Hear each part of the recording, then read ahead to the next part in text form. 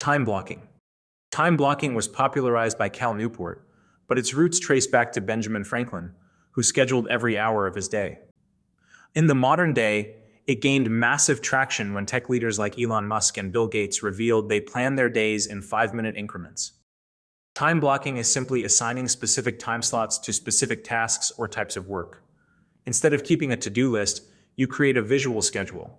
Instead of just listing tasks, you're assigning specific blocks of time to specific activities. It is powerful and effective because it forces you to prioritize, eliminate distractions, and create a visible structure. When you know exactly what you're doing, your brain switches into focus mode. If your days feel like a constant scramble, if you struggle with procrastination, or if you simply crave deeper, more focused work without constant interruptions, time blocking may be for you. Here's how to start implementing time blocking. Step 1. The brain dump. List all your tasks, projects, and commitments. Step 2. Estimate time honestly. Most people underestimate by 50%. If you think something will take 30 minutes, block out 45. It's better to finish early than run over. Step 3. Know your energy patterns. Are you a morning person or night owl? Schedule and block your most important and demanding work during your peak energy hours. Don't fight your natural rhythm. Work with it. Step 4. Create themed blocks. Group similar tasks together. For example, batch all your emails from 2 to 3 p.m. instead of checking throughout the day. This minimizes context switching and boosts efficiency.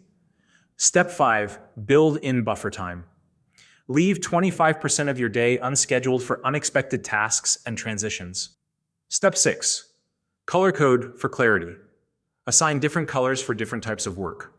Red for urgent, blue for creative, green for administrative. Now, if time blocking gives you the big picture, our next method is all about mastering those smaller, focused bursts of energy. This method is called the Pomodoro Technique. It was created by Francesco Cirillo, and this technique is beautifully simplistic. It breaks your work into intense, 25-minute focused intervals, followed by 5-minute breaks. After 4 of these Pomodoros, you take a longer 20 to 30-minute break. This technique is effective because it creates a healthy sense of urgency, forcing you to just start. Those regular mini breaks are essential. They prevent burnout, keep your brain fresh, and make overwhelming tasks feel manageable. If you find yourself easily distracted, constantly context switching, or staring at a huge task feeling overwhelmed, the Pomodoro Technique may fit perfectly for you. It's for anyone doing focused, cognitive work and wants to build a consistent, productive rhythm. Getting started is simple. Step 1. Choose your task. Pick one specific thing to work on. Step 2. Set your timer. Use your phone, a physical timer, or a Pomodoro app. Set it for 25 minutes. Step 3. Work with complete focus. No email, no social media, no interruptions. If you remember something urgent, jot it down and continue. Step 4. Take your break. Step away from your work. Go for a walk, stretch, grab water, do something non-work related to give your brain a break. Step 5. Repeat steps 1 to 4. Once you have completed this process 4 times, take a longer 20-30 minute break to recharge. If you finish early, use the remaining time to review, improve, or plan your next tasks of work.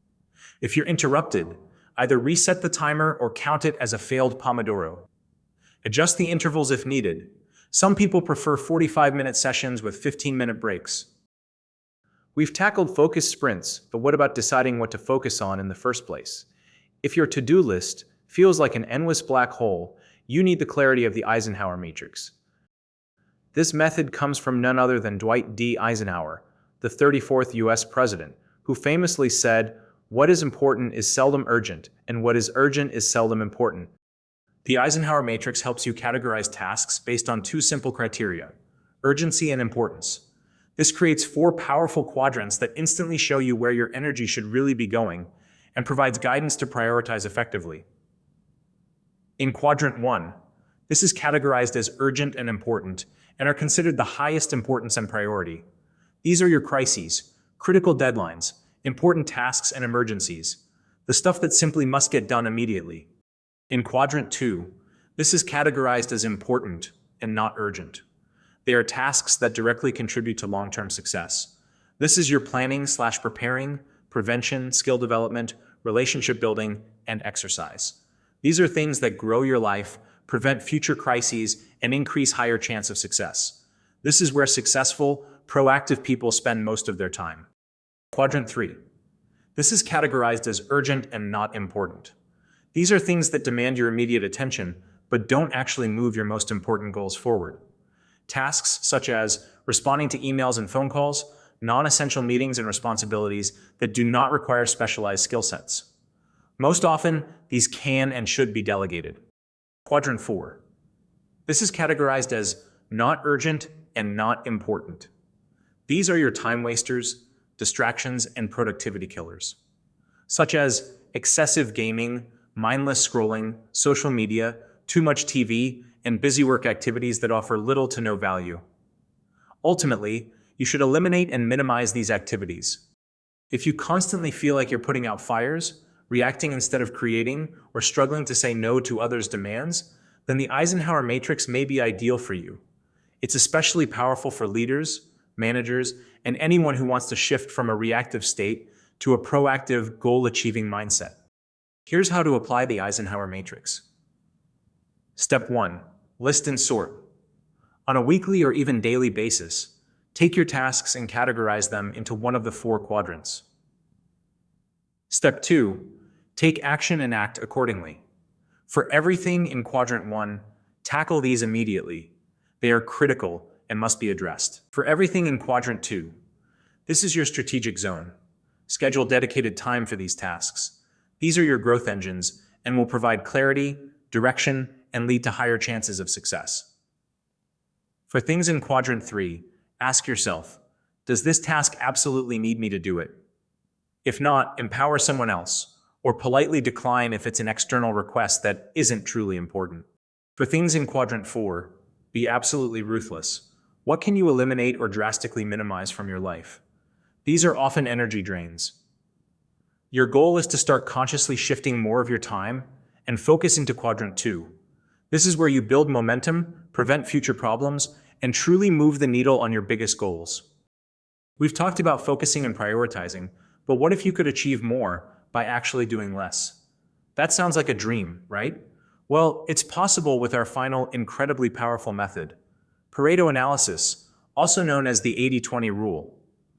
This principle was discovered by Italian economist Vilfredo Pareto, who observed that 80% of Italy's wealth was owned by 20% of the population.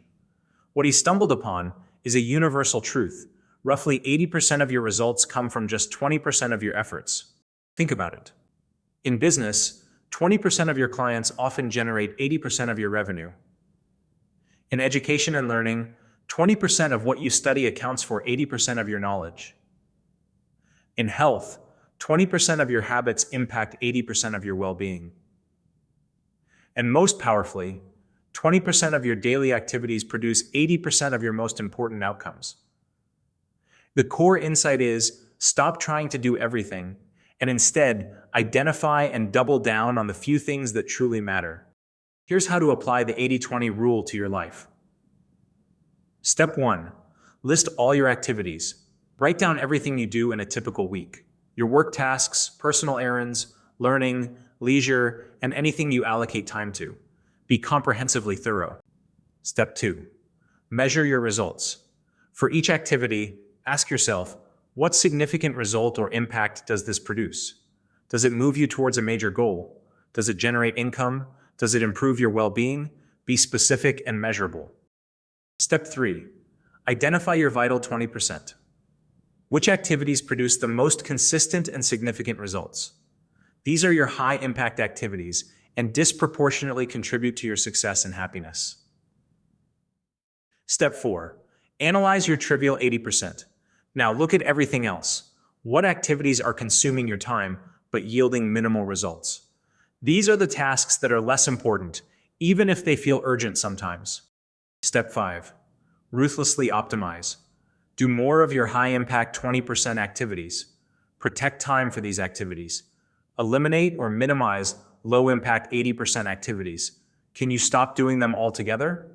Delegate tasks that are necessary, but not in your vital 20%. Automate repetitive, low-value tasks using tools or systems. Every month, take a minimum of 30 minutes to review your activities and ask yourself, what 20% of my actions generated 80% of my best results last month? Then, consciously design your next month to do more of those things. This simple shift is truly transformational. Pick one, experiment, and find what works for you. Thanks for watching.